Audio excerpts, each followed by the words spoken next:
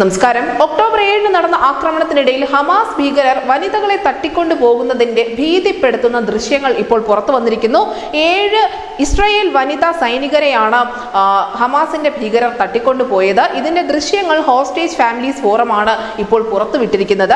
ആക്രമണകാരികൾ ധരിച്ച ബോഡി ക്യാമറകളിൽ പകർത്തിയതാണ് ഈ ഭയാനകമായ ദൃശ്യങ്ങൾ എന്നാണ് ടൈംസ് ഓഫ് ഇസ്രായേലിന്റെ റിപ്പോർട്ടിൽ വ്യക്തമായി പരാമർശിക്കുന്നത്. 220 ദിവസത്തിലധികമായി ഇവർ ഹമാസിന്റെ ബന്ദികളായി കഴിയുകയാണ് എന്നുകൂടി വീഡിയോയ്ക്കൊപ്പം പറയുന്നുണ്ട്.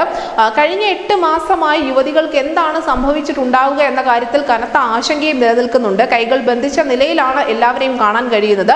തോക്കിൻ മുനയിൽ തന്നെയാണ് വനിതകൾ ഉള്ളത്. ചിലരുടെ മുഖത്ത് രക്തക്കറകൾ കൂടിയുണ്ട്. ഇത് അവർ നേരിട്ട ആക്രമണത്തിന്റെ ഭാഗമായി തന്നെയാണ് വിലയിരുത്തുന്നത്. ഈ ദൃശ്യങ്ങൾ പുറത്തു വന്നതിന് തൊട്ട് പിന്നാലെ ഇസ്രായേൽ ആക്രമണം കടുപ്പിച്ചേക്കാം എന്നുള്ള റിപ്പോർട്ടുകൾ കൂടി പുറത്തു വരുന്നുണ്ട്. ഇതിനോടകം തന്നെ ഗാസയിൽ കൊല്ലപ്പെട്ടവരുടെ എണ്ണം 35,647 ആയിട്ടുണ്ട്. ഗാസയിൽ 24 മണിക്കൂറിനിടെ 85 ആളുകളാണ് കൊല്ലപ്പെട്ടിരിക്കുന്നത്. 79,882 പേർക്കാണ് പരിക്കേറ്റിട്ടുള്ളത്. തെക്കൻ ഗാസയിലും വടക്കൻ ഗാസയിലും ഇതുവരെയും ആക്രമണത്തിന് അയവ് വന്നിട്ടില്ല. വടക്കൻ ഗാസയിലെ ജബാലിയയിൽ ഇസ്രായേൽ സൈന്യം ബുൾഡോസർ കൊണ്ട് ഇപ്പോൾ വീടുകൾ ഇടിച്ചു നിരത്തിക്കൊണ്ടിരിക്കുകയാണ്. തെക്ക് ഖാൻ യൂസിലും ഇപ്പോൾ ആക്രമണം ശക്തമാണ്. ആക്രമണം ശക്തമായതിന് തൊട്ട് പിന്നാലെ ഗാസയിലെ റഫേൽ നിന്ന് 2 ആഴ്ചക്കിടെ പലായനം ചെയ്തു പോയത് 9 ലക്ഷത്തോളം ആളുകളാണ്.